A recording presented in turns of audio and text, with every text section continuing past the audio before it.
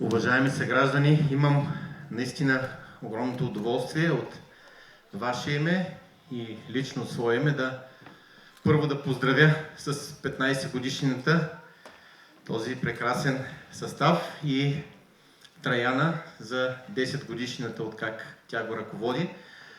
Честно казано, като ми даде Траяна поканата и като я прочетох и си казах 15 години, аз мислех, че съм много повече, защото наистина ми е трудно да си спомня, макар че имаше такива времена, когато ги нямаше самодивите, но от 15 години вие сте част от всеки наш празник, за което искрено благодаря.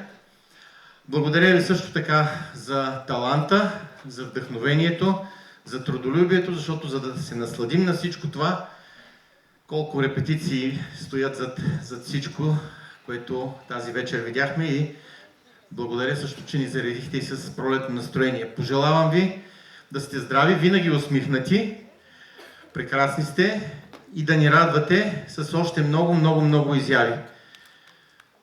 Благодарности и всичко най-хубаво пожелавам на всички вас и най-вече на теб, Траяна.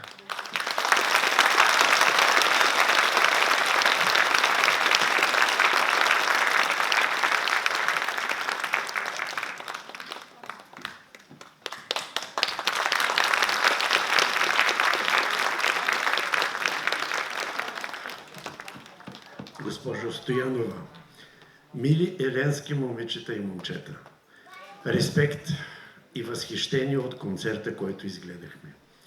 Позволете ми от името на едни от най-възторжените ви зрители, възрастните хора на града и членовете на градския пенсионерски клуб Възраждане, да изразя нашите благопожелания, като пожелая на формацията нови творчески висоти, успехи, награди да донесете на този град, както сте го правили винаги до сега.